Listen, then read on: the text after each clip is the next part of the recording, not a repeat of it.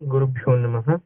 ವಿಘ್ನೇಶ್ವರ ವಾಗ್ದೇವಿ ಪರಮಾತ್ಮನ ಪಾದಕ್ಕೆ ನಮಸ್ಕಾರವನ್ನ ಮಾಡ್ತಾ, ಗುರು ಹಿರಿಯರನ್ನ ಆರಾಧ್ಯ ದೇವರನ್ನ ಮನಸ್ಸಲ್ಲಿ ಸ್ಮರಣೆಯನ್ನ ಮಾಡ್ತಾ ಇವತ್ತಿನ ತರಗತಿಯನ್ನ ಪ್ರಾರಂಭ ಮಾಡೋಣ. ಲಿಂಕ್ ಹಾಕ್ಲಿಲ್ಲ ಅಂದ್ರೂ ಕೂಡ ಕ್ಲಾಸ್ ಇಲ್ಲ ಅಂದ್ರೆ ಮಾತ್ರ ಗ್ರೂಪ್ ಅಲ್ಲಿ ಹಾಕ್ತಿವಿ. ಕ್ಲಾಸ್ ಇದೆ ಅಂದ್ರೆ ಕ್ಲಾಸ್ ಇದೆ ಅಂತ ಹಾಕೋದೇನ್ ಬೇಡ. ಅದ್ರ ಅರಿವಿರೋರು ಎಲ್ಲರೂ ಜಾಯಿನ್ ಆಗ್ತೀರಾ ಅಂತ ಅನ್ಕೊಂತೀನಿ. ಮೀಟ್ ಲಿಂಕ್ ಕೂಡ ಸೇಮ್ ಇರುತ್ತೆ, ಕಾಮನ್ ಇರುತ್ತೆ. ಆಯ್ತಾ? ತರಗತಿನ ಪ್ರಾರಂಭ ಮಾಡೋಣ. ಹಿಂದಿನ ಸಂಚಿಕೆಯಲ್ಲಿ ನಾವು ಕುಂತಿಯ ಬಗ್ಗೆ ಮಾತಾಡ್ತಾ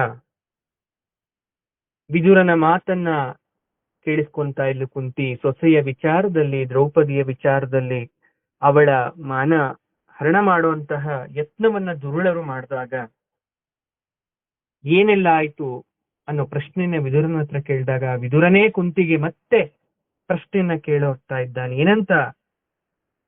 ನಿನ್ನ ಮಕ್ಕಳೇ ನಿನ್ನ ಸೊಸೆಯನ್ನ ಏಕಮ್ಮ ಕಾಪಾಡ್ಲಿಲ್ಲ.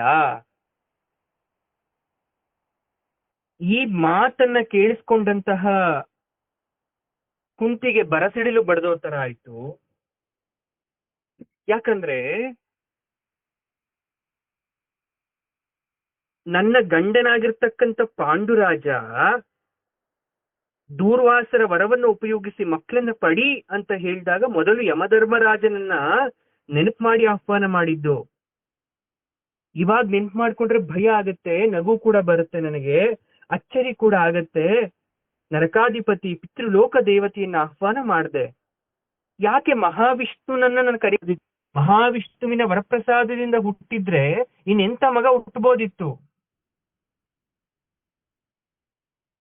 ಯಾಕೆ ಧ್ಯಾನಿಸಿ ನಾನು ಕರೀಲಿಲ್ಲ?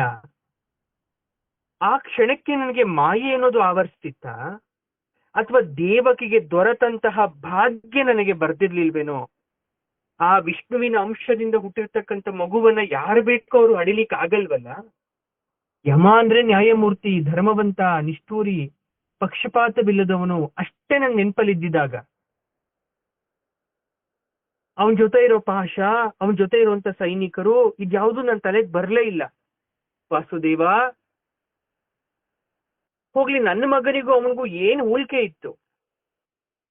ಹೋಲಿಕೆ ಏನಾದ್ರೂ ಇರ್ಬೇಕಲ್ವಾ? ತಮ್ಮಂದರಿಗೆ, ತಾಯಿಗೆ, ಹೆಂಡತಿಗೆ ಭೂಮಿಯಲ್ಲಿ ಅವರ ಜೀವನವನ್ನ ನರಕ ಭಯಾನಕವಾಗಿ ಮಾಡಿದ್ಬಿಟ್ರೆ ಏನು ಹೋಲಿಕೆ ಇಲ್ಲ.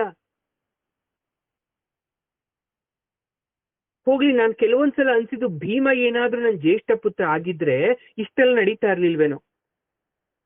ಹೋಗ್ಲಿ, ಅರ್ಜುನ ಏನಾದ್ರೂ ನನಗೆ ಹಿರಿ ಮಗನಾಗಿದ್ರೆ ಇಷ್ಟೆಲ್ಲ ಆಗ್ತಾ ಇರ್ಲಿಲ್ವೇನೋ. ನಾನು ಯಾಕಿಂತ ತಪ್ಪು ಕೆಲಸ ಮಾಡ್ಕೊಂಡೆ? ಯಾಕೆ ಇಂದ್ರನನ್ನೋ ವಾಯುದೇವನನ್ನೋ ಮೊದಲು ನೆನಪು ಮಾಡ್ಕೊಂಡ್ಲಿಲ್ಲ? ಯಾವ ಕಾರಣಕ್ಕೋಸ್ಕರ ನಾನು ಯಮದೇವನನ್ನ ಪ್ರಾರ್ಥಿಸ್ತೆ? ಯಾಕಂದ್ರೆ ಭೀಮನ, ಅರ್ಜುನನ ಕೋಪ, ಶೌರ್ಯಗಳು ಯುಧಿಷ್ಠಿರನಿಗೆ ಇರ್ಲಿಲ್ಲ. ಅಣ್ಣ ಅನ್ನೋ ಗೌರವಕ್ಕೋಸ್ಕರ ಅವನು ಹೇಳಿದ್ನೆಲ್ಲ ಕೇಳೋಂತ ಪರಿಸ್ಥಿತಿಗೆ ಅವರು ಇದ್ರು. ಕುಂತಿಗೆ ಸದಾ ಯುಧಿಷ್ಠಿರನ ಭೋಳೆ ಸ್ವಭಾವದಲ್ಲಿ ಭಯ ಇತ್ತು. ಅಂದ್ರೆ ಏನು ಬೇಡ, ನನ್ಗೆ ಹೀಗೆ ಇದ್ಬಿಡ್ತೀನಿ ಅನ್ನೋ ಸ್ವಭಾವ. ನಿಷ್ಕಪಟತೆ ಮಹಾಗುಣನೇ, ಆದ್ರೆ ಯಾವಾಗ್ಲೂ ಕೂಡ ಅದಿರಕ್ಕಾಗಲ್ಲ. ಅದನ್ನೇ ಇಟ್ಕೊಂಡು ಮನುಷ್ಯ ಬದುಕಕ್ಕಾಗಲ್ಲ.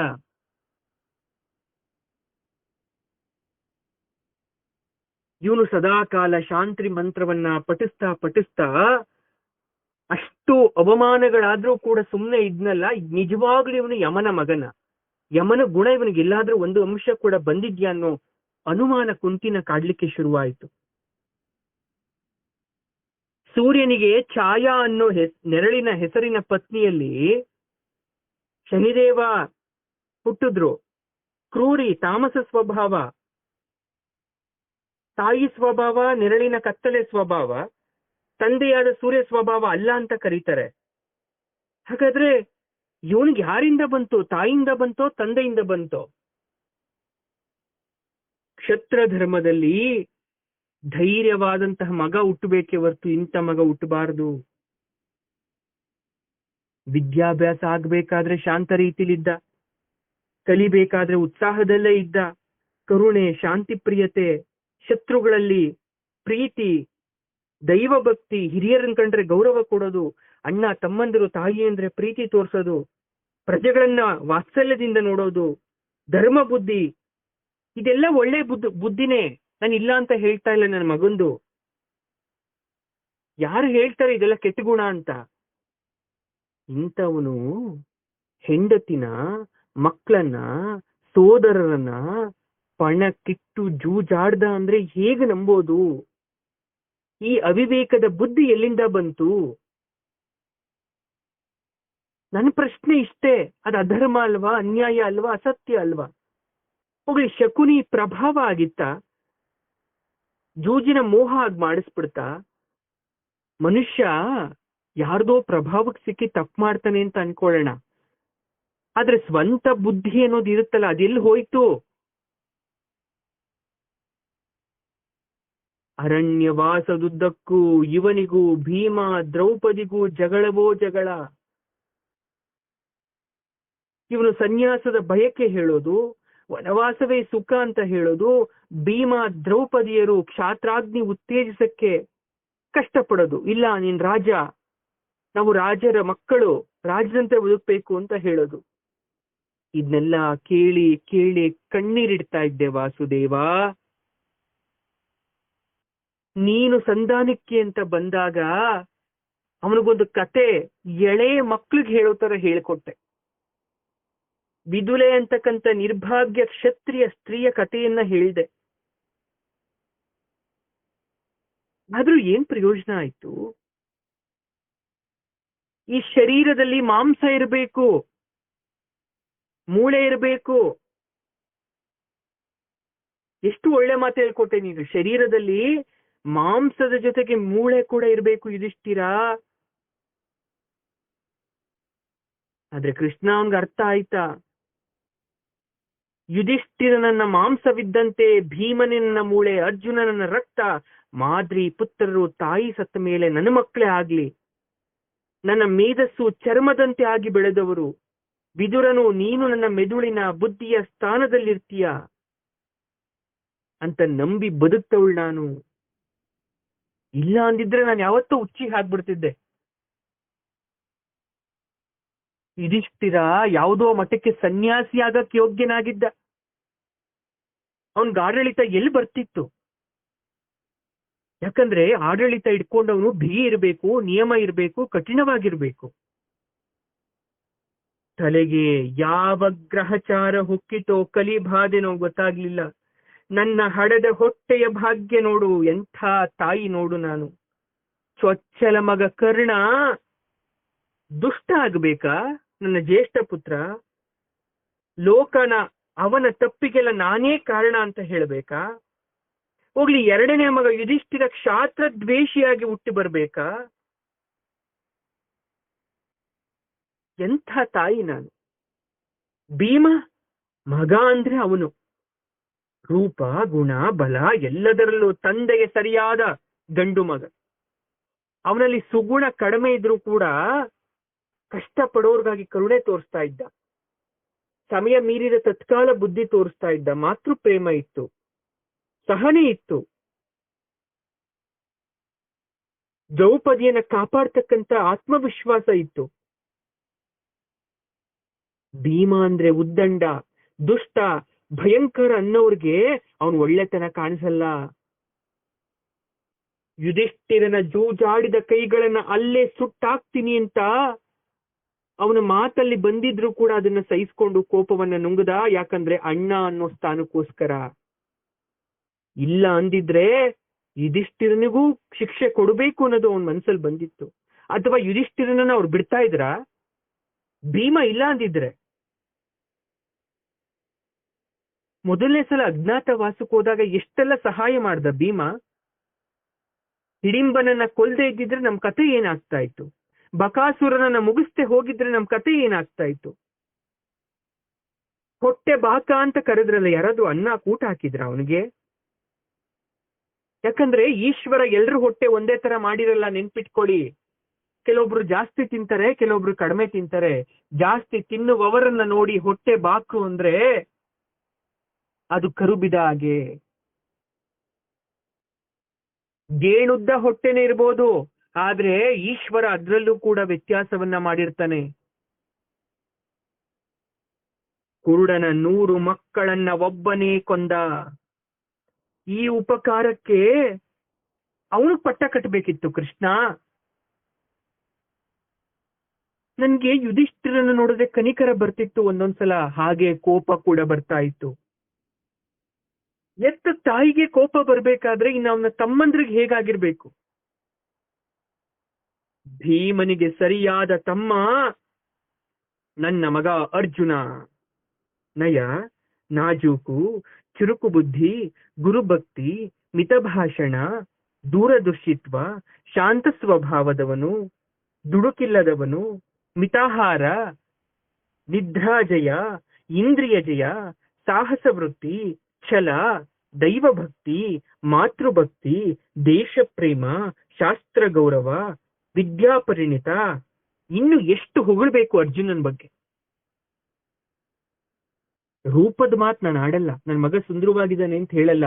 ಜಗತ್ತಲ್ಲಿ ಪ್ರತಿಯೊಂದ ತಾಯಿಗೂ ಕೂಡ ತಾನು ಹೆತ್ತ ಮಕ್ಕಳೇ ಅತ್ಯಂತ ಸುಂದರರು.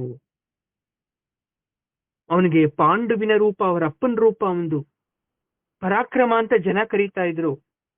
ಅಂತವನು ವಿರಾಟನ ಊರಿನಲ್ಲಿ ನಪುಂಸಕನಾದ ಅಂದ್ರೆ ನಂಬಬೇಕ ನಾನು? ಯಾವಳವಳು ಊರ್ವಶಿ ಶಾಪ ಕೊಡಕ್ಕೆ ನನ್ನ ಮಗನಿಗೆ? ಅವಳಂತ ಅಪ್ಸರೆಯನ್ನ ತಿರಸ್ಕರಿಸಿದ ಇಂದ್ರಿಯ ಜಯವುಳ್ಳವನಿಗೆ ದೇವಗುರು ಶಾಪ ಎಲ್ಲ ನಿನಗೆ ಅಂಟದ್ ಬೇಡ ಅಂತ ಯಾಕೆ ವರ ನೀಡ್ಲಿಲ್ಲ? ಶಿವನನ್ನ ಜಯಿಸಿ ಅಮೋಘಾಸ್ತ್ರ ಪಡೆದವನು ವನವಾಸ ಹೇಗ್ ಮಾಡ್ದ? ಯಾಕೆ ಭಿಕ್ಷೆ ಎತ್ತಬೇಕಾಗಿತ್ತು? ಹೋದಲ್ಲೆಲ್ಲ ಇವನಿಗೆ ಹೆಂಡತಿಯರಾಗಬೇಕೆ? ಕೃಷ್ಣ, ಒಂದು ಮಾತು ಕೇಳಲ್ಲ, ಇವನ ಮಗ ಅಭಿಮನ್ಯುವನ್ನ ಯಾಕೆ ಉಳಿಸುವಂತ ಪ್ರಯತ್ನ ನೀನು ಮಾಡ್ಲಿಲ್ಲ? ಪುತ್ರ ಶೋಕ ನನ್ನ ಮಗನ್ನು ಕಾಡ್ಬೇಕಿತ್ತ? ನಾನ್ ಯಾಕೆ ಇಂಥ ಮಕ್ಕಳನ್ನ ಬಿಟ್ಟು ಕಡೇಗಾಲದಲ್ಲಿ ಕಷ್ಟ ಅನುಭವಿಸ್ತಾ ಇದ್ದೀನಿ? ತಾಯೋ ಗಳಿಗೆಲ್ಲೂ ಕೂಡ ಜೀವನವಿಡೀ ಹೊಟ್ಟೆ ಉರ್ಸ್ತವ್ರೆ, ನಮ್ ಜೊತೆ ಬದುಕಿ ಬಾಳ್ಬೇಕಾ? ಮನುಷ್ಯನ ಜೊತೆ ರೋಗ ಕೂಡ ಬರೋ ತರ ಕೆಟ್ಟ ವ್ಯಕ್ತಿಗಳು ನಮ್ ಕಣ್ಮುಂದೆನೆ ಓಡಾಡ್ತಿರ್ತಾರೆ. ಹೇಗೆ ಸಹಿಸೋದು ಅದನ್ನ?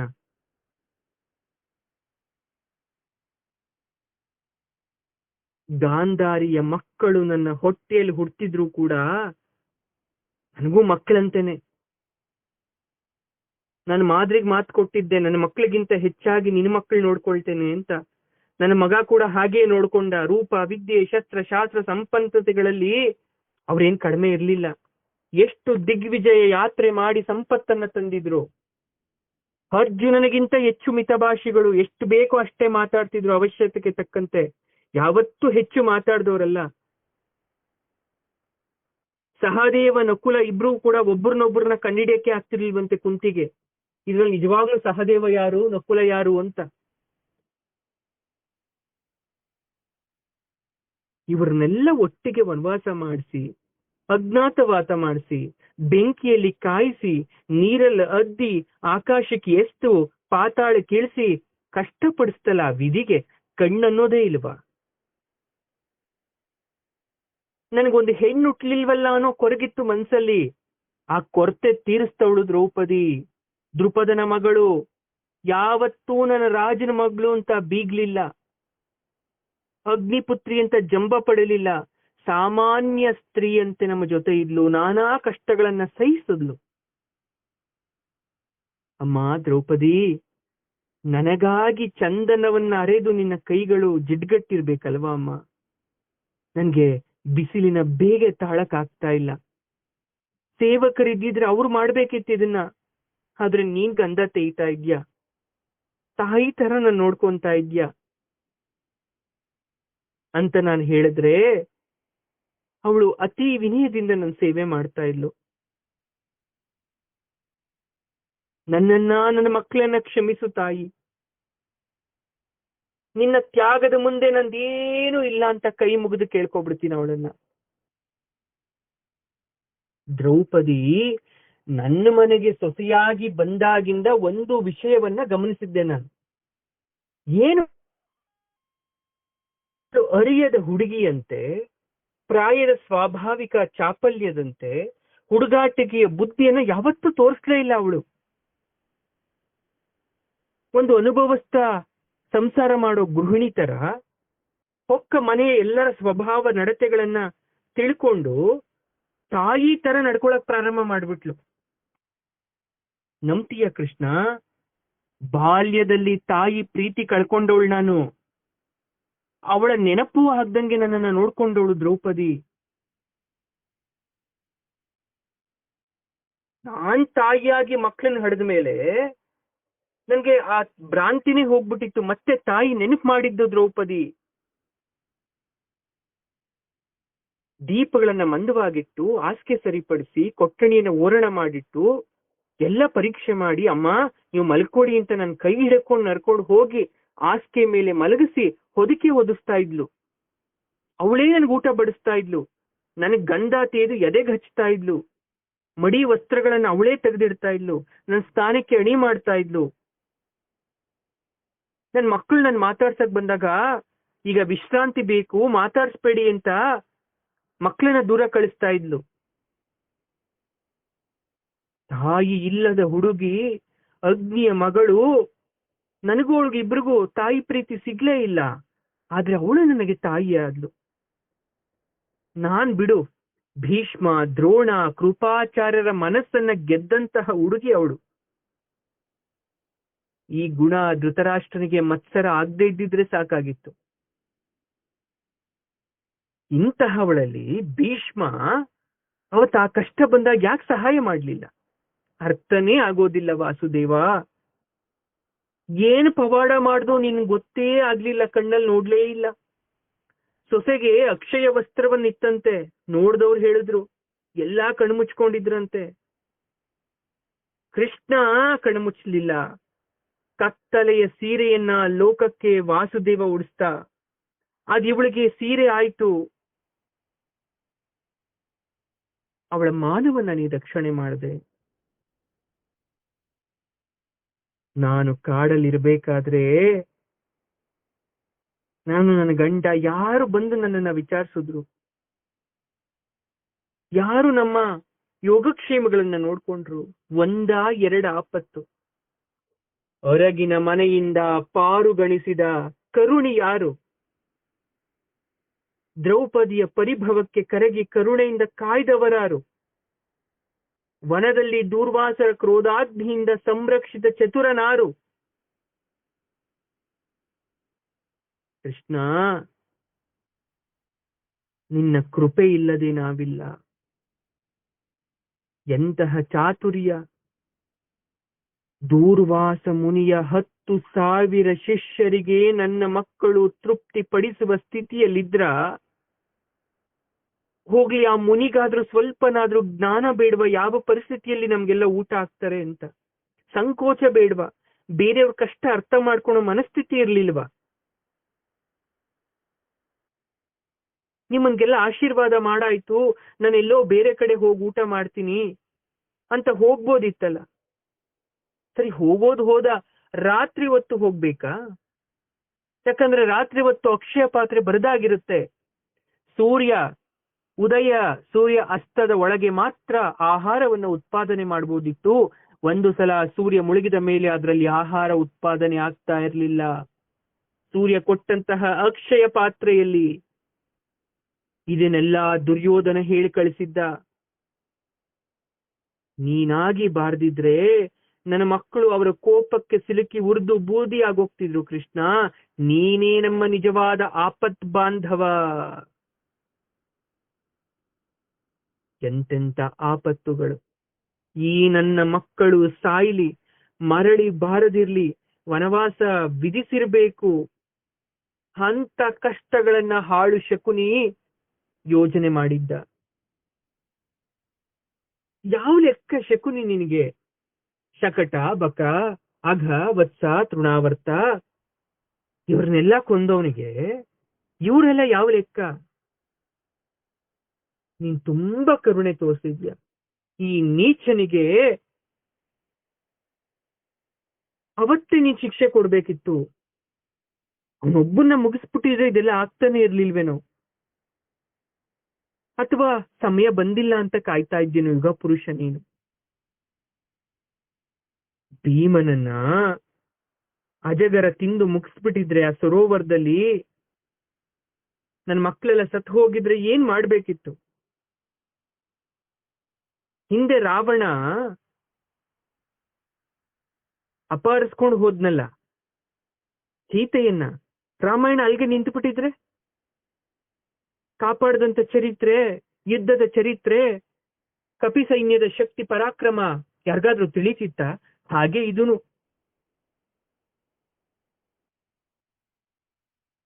ಪ್ರತಿಯೊಂದರಲ್ಲೂ ಕೂಡ ನಿನ್ನ ಕರುಣ ಇದ್ದೇ ಇರುತ್ತೆ.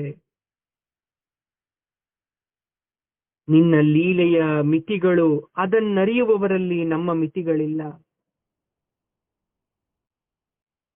ಕುಂತಿ ಎಲ್ಲಿ ಹೋದ್ಲು ಕಾಣಿಸ್ತಾನೆ ಇಲ್ಲ, ಯಾಕೆ ಮಾತಾಡ್ತಾ ಇಲ್ಲ ಅಂತ ನನ್ನ ಸುತ್ತ ಯಾರು ಕೂತ್ಕೊಂಡು ಅಳೋದು ಬೇಡ. ಯಾಕಂದ್ರೆ ಅದಕ್ಕಿಂತ ಮುಂಚೆ ನಾನೇ ವಾನಪ್ರಸ್ಥಕ್ಕೆ ಹೋಗ್ತಾ ಇದ್ದೇನೆ.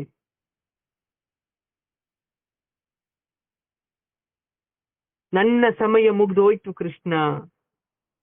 ಹೆಣ್ಣಾಗಿ ಭೂಮಿಯ ಮೇಲೆ ಬಂದು ಸಾಕಷ್ಟು ನೋವನ್ನ, ಕಷ್ಟವನ್ನ ಅನುಭವಿಸಿದ್ದೇನೆ. ವಾನಪ್ರಸ್ಥ ಅಂದ್ರೆ ಏನ್ ಅನ್ಕೊಂಡಿದ್ದೀರಾ? ವಾನಪ್ರಸ್ಥ ಬರುತ್ತೆ ಮುಂದೆ, ಪಂಚಪಾಂಡವರು ವಾನಪ್ರಸ್ಥಕ್ಕೆ ಹೋಗುವಂತ ಸಮಯ, ಆಗ ಹೇಳ್ತೀನಿ ನಾನು. ಆದ್ರೂ ಕೂಡ ಕುಂತಿಗೆ ಯಾವ ರೀತಿ ತೋರ್ತಾ ಇದ್ದೆ ವಾನಪ್ರಸ್ಥ ಅಂದ್ರೆ? ಹಗಲಿನಂತೆ ಹಗಲಿದೆ, ರಾತ್ರಿಯಂತೆ ರಾತ್ರಿ ಇದೆ, ಬೆಳಿಗ್ಗೆಯಂತೆ ಬೆಳಿಗ್ಗೆ ಇದೆ, ಸಂಜೆಯಂತೆ ಸಂಜೆ ಇದೆ.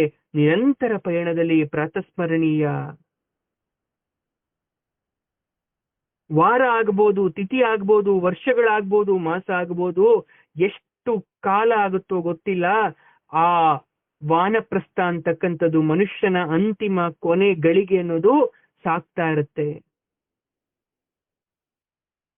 ಯಾವ ಲೆಕ್ಕದಲ್ಲಿ ಸಾಕ್ತೀರ ಗೊತ್ತಾ? ಮೂಟೆಯ ಲೆಕ್ಕದಲ್ಲಿ. ಸಂಜೆ ಹೇಳಿದ್ನೆಲ್ಲ ಮೂಟೆ ನೆನಪು ಮಾಡ್ಕೊಳ್ಳಿ. ಅವರವರ ಕರ್ಮದ ಮೂಟೆಯ ಅನುಸಾರ ಅವರು ಓರ್ತಾ ಹೋಗ್ಬೇಕಾಗತ್ತೆ. ಅದಕ್ಕೆ ದಿನ ಆಗುತ್ತೋ, ತಿಂಗಳಾಗುತ್ತೋ, ವರ್ಷಗಳಾಗುತ್ತೋ.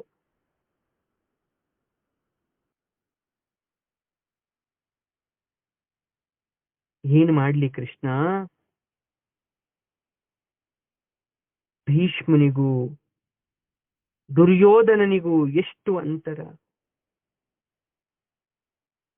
ಅಷ್ಟು ಹಿರಿಯನಾಗಿರ್ತಕ್ಕಂಥ ಭೀಷ್ಮ ಚಿಕ್ಕ ಬುದ್ಧಿ ತರ ಕಡೆಯಲ್ಲಿ ಎಲ್ಲವನ್ನ ಯಾಕೆ ಆ ರೀತಿ ಮಾಡ್ದ?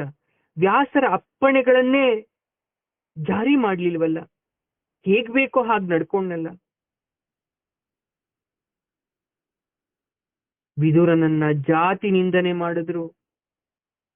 ಕೃಷ್ಣ ನಿನ್ನೂ ಬಿಡ್ಲಿಲ್ಲ, ಯಾದವ ಗೊಲ್ಲ ಅಂತ ಜಾತಿ ನಿಂದನೆ ಮಾಡಿದ್ರು. ಯಾರನ್ನು ಬಿಡ್ತಾರೆ ಮನುಷ್ಯರು? ಯಾರನ್ನೂ ಬಿಡಲ್ಲ.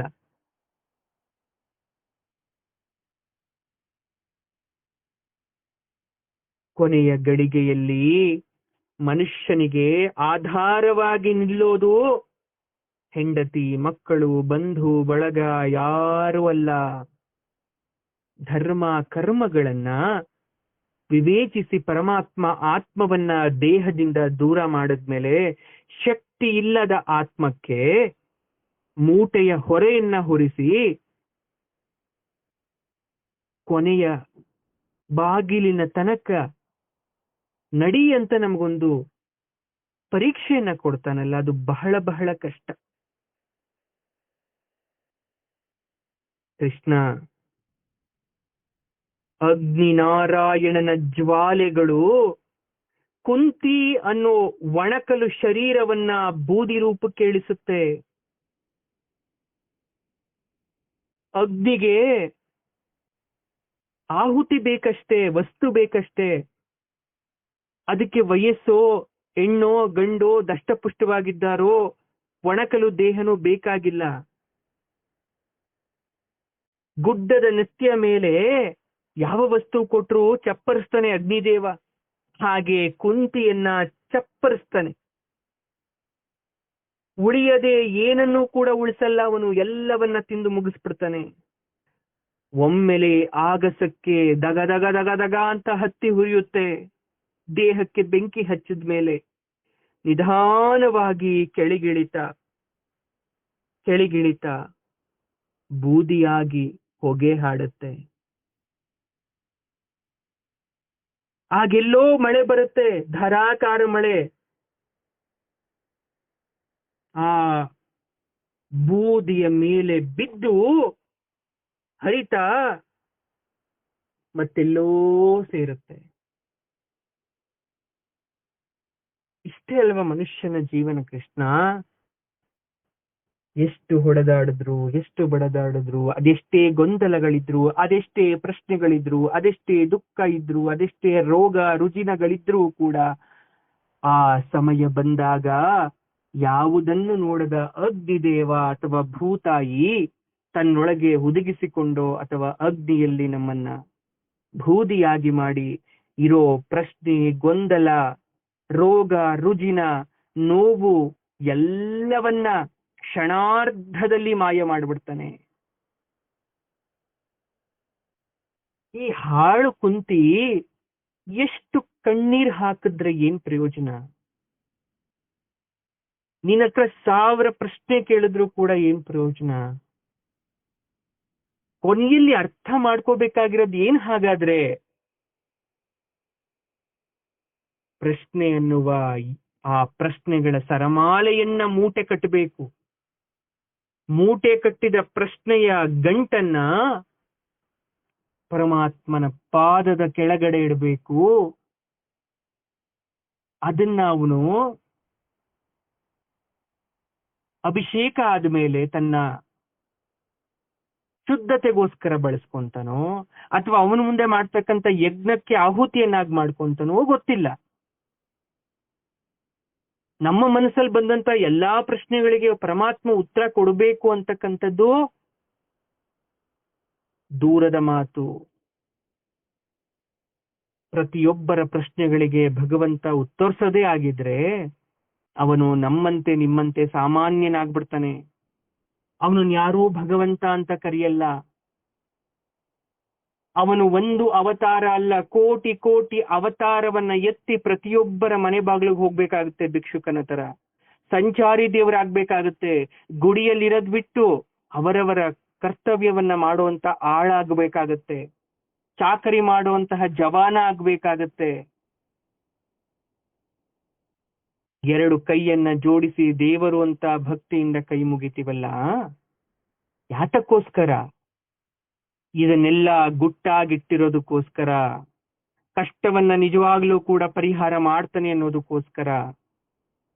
ಎಂದೋ ಒಂದು ದಿವಸ ನನ್ನ ಬಾಳಿನಲ್ಲೂ ಕೂಡ ಬೆಳಕನ್ನ ನೀಡ್ತಾನೆ ಅನ್ನೋ ಉದ್ದೇಶಕ್ಕೋಸ್ಕರ ನನ್ನ ಪ್ರಶ್ನೆಗಳಿಗೆ ಉತ್ತರವನ್ನ ಕೊಡದೆ ಇದ್ರೂ ಆ ಪ್ರಶ್ನೆಗಳನ್ನೆಲ್ಲ ನಾಶ ಮಾಡ್ತಾನೆ ಅನ್ನೋ ನಂಬಿಕೆಗೋಸ್ಕರ. ಮನುಷ್ಯ ಬಹುರೂಪಿ, ಬಹುಚಂಚಲ. ಒಂದು ಕ್ಷಣದಲ್ಲಿ ಇದ್ದಂತಹ ಮಾತು ಮನಸ್ಸು ಇನ್ನೊಂದು ಕ್ಷಣದಲ್ಲಿ ಇರಲ್ಲ. ಇವತ್ತು ಪ್ರೀತಿಯಿಂದ ದೇವರ ಪೂಜೆ ಮಾಡಿದವರು ಮತ್ತೊಂದು ದಿವಸ ಅವನ ಮೇಲೆ ಮುನಿಸ್ಕೊಂತೇವೆ, ಬೈತೇವೆ. ಆದ್ರೆ ಅವನು ಯಾವತ್ತೂ ನಮ್ಮ ಮೇಲೆ ಮುನಿಸ್ಕೊಳಲ್ವಲ್ಲ, ಬೈಯಲ್ವಲ್ಲ. ಅಥವಾ ಅವ್ನು ಮುನಿಸ್ಕೊಂಡ್ರು ಕೂಡ ನಮ್ಗೆ ಗೊತ್ತಾಗಲ್ವಲ್ಲ. ಯಾರಿಗೂ ಕೂಡ ಭಗವಂತ ಸುಮ್ಮನೆ ಶಾಪ ಕೊಡಲ್ವಲ್ಲ. ಹಾಗಾಗಿ ಮನುಷ್ಯನ ಜೀವನದಲ್ಲಿ ಕೊನೆ ಅನ್ನೋದಿದೆ ಅಂತ ನಮಗೆ ಗೊತ್ತು. ಡೆಸ್ಟಿನೇಷನ್ ಪಾಯಿಂಟ್ ಅನ್ನೋದು ಫಿಕ್ಸ್ ಆಗಿದೆ ಅನ್ನೋದು ನಮಗೆ ಗೊತ್ತು. ಮಸಣಕ್ಕೆ ಹೋಗ್ತಿರೋ, ಬೆಂಕಿಗೆ ಹೋಗ್ತಿರೋ, ಅದು ಅವರವರಿಗೆ ಬಿಟ್ಟಿದ್ದು. ಎಲ್ಲಿಗಾದ್ರೂ ಒಂದು ಕಡೆ ಹೋಗ್ಲೇಬೇಕಲ್ಲ. ನಾವು ಕೇವಲ ಭೂಲೋಕದಲ್ಲಿ ನೆನಪಾಗಿ ಉಳಿತೀವಿ ಹೊರತು ಸ್ಥಿರವಾದ ದೇಹವಾಗಿ ಆತ್ಮವಾಗಿ ಉಳಿಲಿಕ್ಕೆ ಸಾಧ್ಯ ಇಲ್ಲ. ಈ ಭೂಲೋಕದ ನಂಟನ್ನ ಬಿಟ್ಟು ಹೋಗ್ಲೇಬೇಕು. ಯಾವುದ್ರ ಮೇಲೆ ಅತೀವಾದ ವ್ಯಾಮೋಹ, ಮನೆ, ಆಸ್ತಿ, ಅಂತಸ್ತು, ಒಡವೆ ಎಲ್ಲವನ್ನ ತ್ಯಜಿಸಲೇಬೇಕು.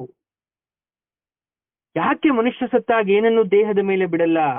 ಯಾಕಂದ್ರೆ ಆತ್ಮಕ್ಕೆ ಅವನ್ನೆಲ್ಲ ಹೊರೋ ಶಕ್ತಿ ಇರಲ್ಲ.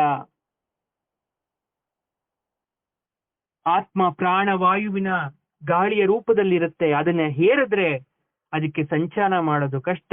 ಭಗವಂತ ಅವನ ಲೋಕಕ್ಕೆ ಸೇರಿಸ್ಕೊಳ್ಳೋದಿಲ್ಲ. ಯಮಾಧಿಪತಿಯಾದಂತಹ ನರಕಾಧಿಪತಿಯಾದಂತಹ ಯಮನೂ ಕೂಡ ಅದನ್ನೆಲ್ಲ ಒಪ್ಪಲ್ಲ. ಯಾಕಂದ್ರೆ ಆ ದೇಹಕ್ಕೆ ಮಾತ್ರ ಅವುಗಳ ಸಂಬಂಧನೆ ಹೊರ್ತು ಆತ್ಮಕ್ಕಲ್ಲ. ಆತ್ಮ ಆದ್ಮೇಲೂ ಅದರ ಆಸೆಯನ್ನ ಬಿಡ್ತಾ ಇಲ್ಲ ಅಂದ್ರೆ ಲೋಭ ಮೋಹ ಮದಮಾತ್ಸರ್ಯಗಳು ಇನ್ನೂ ಕೂಡ ಆತ್ಮದಲ್ಲೇ ತುಂಬಿಕೊಂಡಿದೆ. ಆತ್ಮ ಎಷ್ಟೇ ಕೊಳತಾಗಿದ್ರೂ ಕೂಡ ದೇಹದಲ್ಲಿ ಬಿಟ್ಟು ಶುದ್ಧವಾಗಿ ಮೇಲ್ ಬರ್ಬೇಕು. ಇನ್ನೂ ನೀನು ಬರ್ತಾ ಇಲ್ಲ ಅಂದ್ರೆ ಹೀಗೆ ಅಲಿತಾ ಇರುವಂತ ಪರಮಾತ್ಮ ಮತ್ತೆ ಶಾಪವನ್ನ ಕೊಟ್ಟು ಸಂಚಾರ ರೂಪದಲ್ಲಿ ಬಿಡ್ತಾನೆ ನಮ್ಮನ್ನ. ಅಂತಹ ಒಂದು ಕ್ಷಣಕ್ಕೆ, ಅಂತಹ ಒಂದು ಗಡಿಗೆಗೆ ಅವಶ್ಯಕತೆ ಇದ್ದಷ್ಟೇ ಮಾಡಬೇಕು. ಜೀವನದಲ್ಲಿ ಅವಶ್ಯಕತೆ ಇದ್ದಷ್ಟೇ ಮಾಡ್ಕೋಬೇಕು. ಅತೀವವಾಗಿ ಮಾಡಿದಂಥದ್ದು ವ್ಯರ್ಥ. ನೀವು ಮಾಡಿದ್ದೆಲ್ಲ ಮಕ್ಕಳಿಗೆ ರುಚಿಸ್ಬೇಕು ಅಂತ ಏನಿಲ್ಲ. ನಾ ಮಾಡಿಟ್ಟಿದ್ದು ಮಕ್ಕಳಿಗೆ ಅನ್ನೋ ಭಾಸ ನಿಮ್ಮಲ್ಲಿದೆ. ಆದ್ರೆ ಮಾಡಿಟ್ಟಿದ್ದೆಲ್ಲ ಅವರು ಹಾಗೆ ಇಟ್ಕೋಬೇಕು ಅಂತನೂ ಇಲ್ಲ. ಅಥವಾ ಅವರು ಎಷ್ಟು ದಿನಗಳ ತನಕ ಇಟ್ಕೋಬಹುದು? ಮುಂದಿನ ಪೀಳಿಗೆ ಅದನ್ನೆಲ್ಲ ಒಪ್ಪುತ್ತಾ? ನೀವು ನಡೆದಂತ ಹಾದಿಯಲ್ಲಿ ನಿಮ್ಮ ಮಕ್ಕಳು ನಡೀತಾರೆ ಅನ್ನೋ ನಂಬಿಕೆ ನಿಮಗಿದ್ಯಾ? ಅದಕ್ಕೆ ಕುಂತಿ ಹೇಳ್ತಾಳೆ, ಅತೀವವಾದ ಗಾಢಾಂಧಕಾರವಾದಂತಹ ಮೋಹ, ಆ ಮೋಹದಲ್ಲೇ ಕೊನೆ ಕ್ಷಣ ತನಕ ನನ್ನ ಬದುಕನ್ನ ಕಳೆದ್ಬಿಟ್ಟೆ. ಮಕ್ಕಳು ಅಂದ್ರೆ ಯಾರು?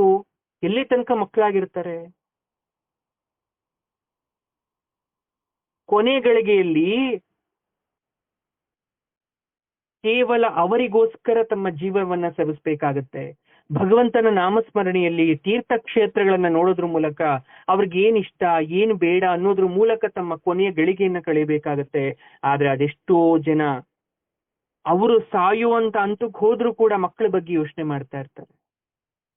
ಕುಂತಿ ನಗುತ್ತಾ ಒಂದು ಮಾತು ಹೇಳ್ತಾಳೆ, ನೀವೆಷ್ಟೇ ಯೋಚನೆ ಮಾಡಿದ್ರು, ನೀವೆಷ್ಟೇ ಏನೇ ಹೀಗೆ ಆಗ್ಬೇಕು ಅನ್ಕೊಂಡ್ರು, ಪರಮಾತ್ಮನ ಚಿತ್ತ ನಾವು ಪಟ್ಟಂತಹ ಕಷ್ಟವನ್ನ ಅವರು ಬೇರೆದೇ ರೀತಿಯಲ್ಲಿ ಅನುಭವಿಸ್ತಾರೆ. ಅದನ್ನ ನಿಭಾಯಿಸ್ತಕ್ಕಂತ ಶಕ್ತಿ ಕೂಡ ಪರಮಾತ್ಮ ಕೊಡ್ತಾನೆ. ಅವರಿಗೋಸ್ಕರ ನಿಮ್ಮ ಜೀವನವನ್ನ ಸವಿಸುವಂತ ಅವಶ್ಯಕತೆ ಬೇಡ. ಕೊನೆ ಗಳಿಗೆಯಲ್ಲಿ ನಿಮಗಾಗಿ ಮೀಸಲಿರ್ಲಿ. ಮತ್ತೆ ಹೋದಂತ ಸಮಯ ಎಂದೂ ಬಾರದು.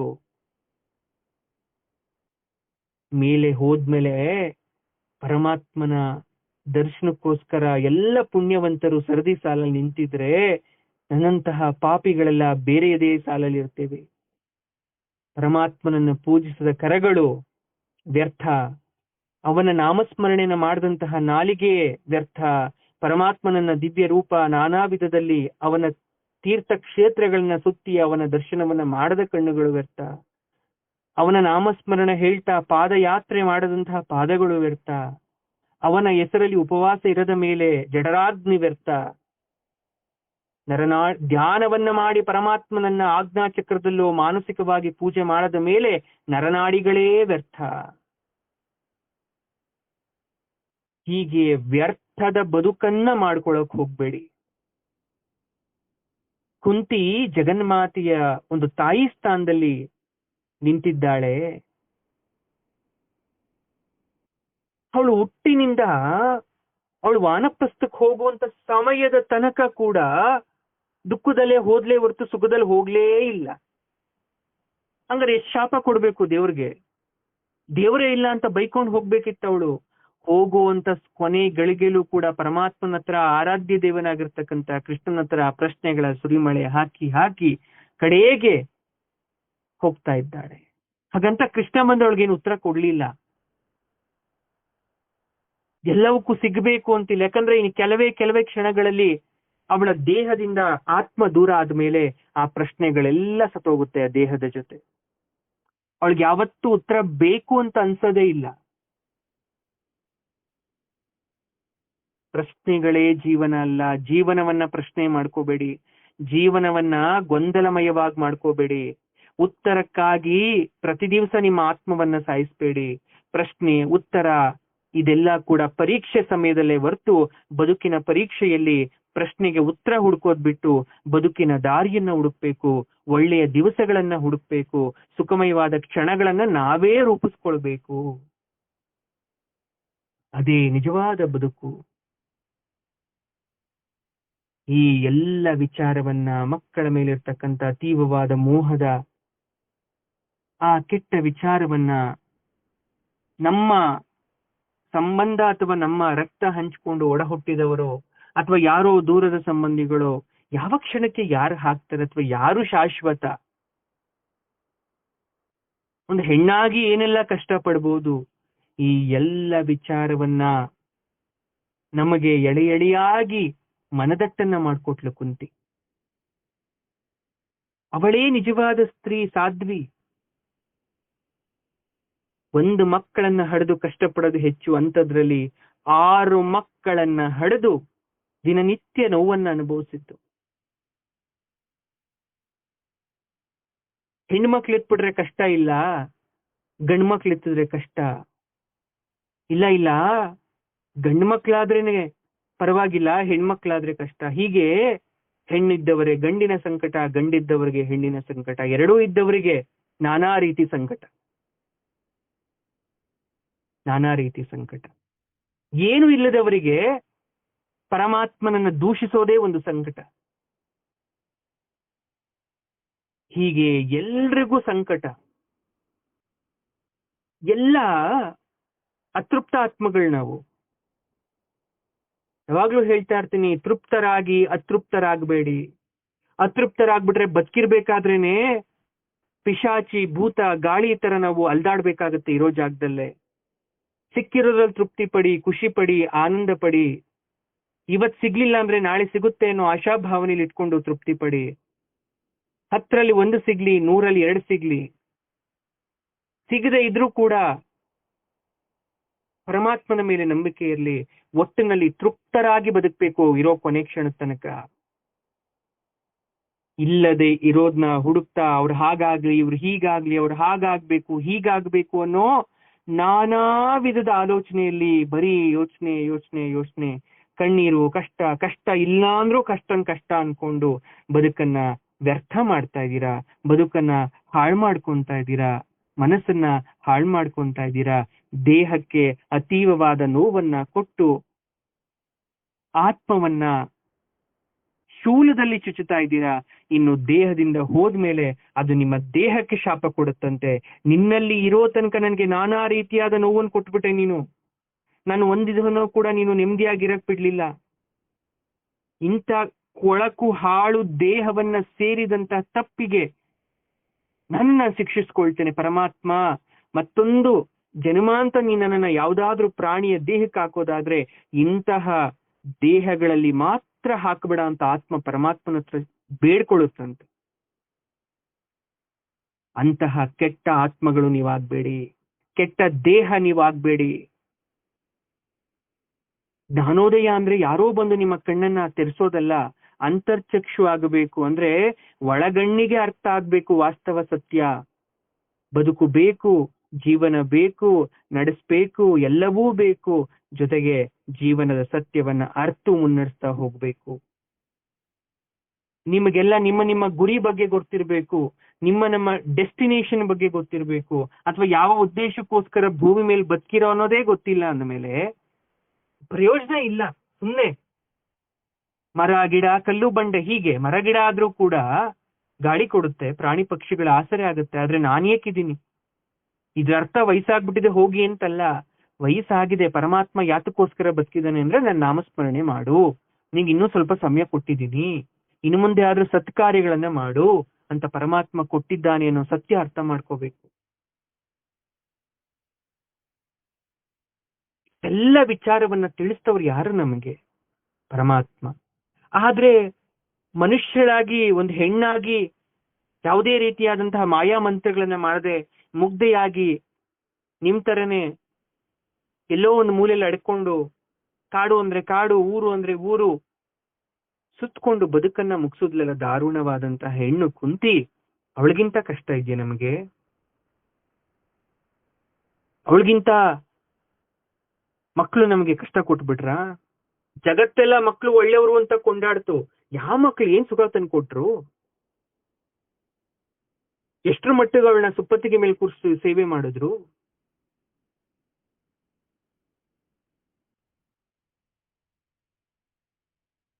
ಕಡೆಗೆ ವಾನಪ್ರಸ್ಥಕ್ಕೆ ಹೋಗಿದ್ದವಳು ಗಾಂಧಾರಿ, ಧೃತರಾಷ್ಟ್ರ, ಸಂಜಯ, ವಿದುರ, ಇಷ್ಟು ಜನ ಹೋದ್ರು. ಅದಕ್ಕೆ ಅವಳು ಮಾತಂದ್ಲು, ಇರೋ ತನಕನೂ ಕೂಡ ಇವರಿಂದ ತೊಂದರೆ ಆಗಿ ಕಡೆಗೆ ಇವ್ರ ಜೊತೆನೆ ಹೋಗುವಂತದ್ ಮಾಡ್ದಲ್ಲ ನೀನ್ ಆಟ ಎಂತದ್ದು ಪರಮಾತ್ಮ. ನಮ್ಗೆ ಯಾರೋ ಒಬ್ಬ ವ್ಯಕ್ತಿ ಆಗ್ತಾ ಇಲ್ಲ ಅಂದ್ರೆ ಅವನ ಜೊತೆನೆ ಇರೋವಂಥದ್ದು ಪರಮಾತ್ಮ ಕೊಟ್ಟಿರೋದು, ಅದು ಸಹಿಸ್ಕೊಳ್ಳೇಬೇಕು, ಮುಂದಕ್ಕೆ ಹೋಗ್ಲೇಬೇಕು ನಾವು.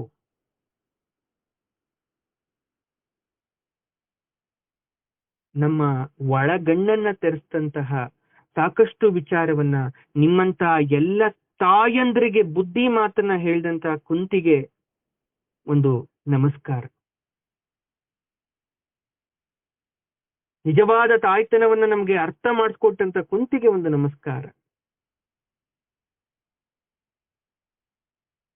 ಏನೇ ಆದ್ರೂ ಕಡೆಯಲ್ಲಿ ಪರಮಾತ್ಮನ ನಾಮಸ್ಮರಣೆ ಬಿಡ್ಲಿಲ್ಲ. ವಾಸುದೇವ ಗೋವಿಂದ ಅಂತ ತನ್ನ ಅಂತ್ಯಕಾಲವನ್ನ ಮುಗಿಸಿದ್ಲು ಅವಳು.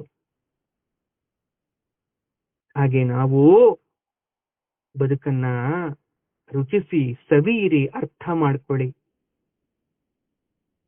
ಆಸ್ ಅನ್ ಪೇರೆಂಟ್ಸ್ ಆಗಿ ನಿಮ್ಮ ಕರ್ತವ್ಯ ಏನು ಅಂತ ಅರ್ಥ ಮಾಡ್ಕೊಳ್ಳಿ. ಮಕ್ಳಿಗೆ ಏನ್ ಕೊಡ್ಬೇಕು ಏನ್ ಕೊಡಬಾರ್ದು ಅದನ್ನ ಅರ್ಥ ಮಾಡ್ಕೊಳ್ಳಿ. ನಿಮ್ಮದೇ ಬೌಂಡ್ರಿ ಹಾಕೊಂಡು ಅದ್ರ ಒಳಗಡೆನೆ ಇರಬೇಕು, ಅದನ್ನ ದಾಟಿ ಹೋಗ್ಬಾರ್ದು. ಹೋಗಲ್ಲ, ಇವ್ರು ಹೀಗೆ ಇರ್ತಾರೆ, ನಾನು ಹೇಳ್ದಂಗೆ ಕೇಳ್ತಾರೆ, ನಾನು ಮಾಡ್ದಂಗೆ ಮಾಡ್ತಾರೆ, ವಯಸ್ಸಾದ್ಮೇಲೆ ನನ್ ಹೀಗ್ ನೋಡ್ಕೊಂತಾರೆ ಅನ್ನುವಂತ ಎಲ್ಲ ವಿಚಾರವನ್ನ ತೆಗ್ದಾಕ್ಬಿಡಿ. ಕರ್ತವ್ಯ ಮಾಡ್ತಾ ಇದ್ದೀರಾ, it's your responsibility and duty ಅಷ್ಟೇ. ಅದು ಮುಗಿದ ಮೇಲೆ ನಿಮ್ಗೂ ಅವ್ರಿಗೂ ಸಂಬಂಧ ಇಲ್ಲ ಅಂತಾನೆ ನೀವು ಭಾವಿಸ್ಬೇಕು. ಯಾರಿಂದನೂ ಸುಖ ಸಿಗುತ್ತೆ ಅಂತ ಇಟ್ಕೊಂಡು ನಾಳೆ ದಿನ ಸಿಕ್ಲಿಲ್ಲ ಅಂದ್ರೆ ಕಣ್ಣೀರಷ್ಟೇ. ಲೋಕ ಕಾರ್ಯ ಆಗಬೇಕು, ಭೂಮಿ ಕಲಿಯುಗ ಮುಂದುವರಿಬೇಕು, ಸಾವಿರಾರು ವರ್ಷಗಳಿದೆ.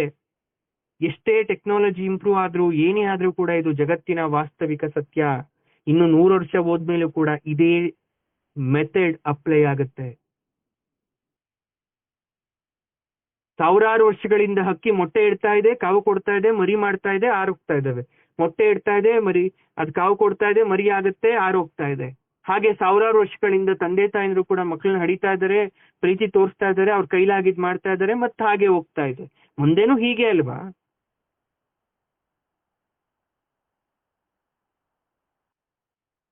ನಾವ್ ಹೀಗಿದ್ವಿ, ಅವ್ರು ಹೀಗಿರ್ಬೇಕು ಅನ್ನೋದು ತಪ್ಪು. ಅವ್ರಿಗೆ ಹೇಗ್ ಬೇಕೋ ಅವ್ರು ಹಾಗಿರೋದು. ಅವ್ರು ತುಂಬಾ ಓದ್ಬಿಟ್ಟಿದ್ದಾರೆ ಅಂತನೋ ಅಥವಾ ಏನೂ ಅಲ್ಲ.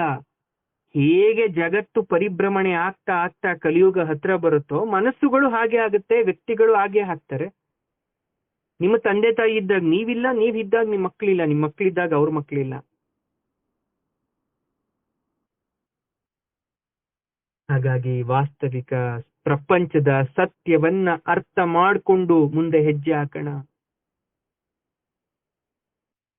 ಮಹಾಮಾತೆಯಾದ ಕುಂತಿಗೆ ಪಾದಗಳಿಗೆ ಶರಣು ಶರಣು ಎನ್ನುತ್ತಾ ಜಗದೇಕ ಪ್ರಭು ಆಗಿರ್ತಕ್ಕಂಥ ಕೃಷ್ಣನಿಗೆ ನಮಸ್ಕಾರ ಮಾಡ್ತಾ ಸರ್ವಂ ಶ್ರೀ ಕೃಷ್ಣಾರ್ಪಣಮಸ್ತು ಅಂತ ಹೇಳೋಣ. ಧನ್ಯವಾದ.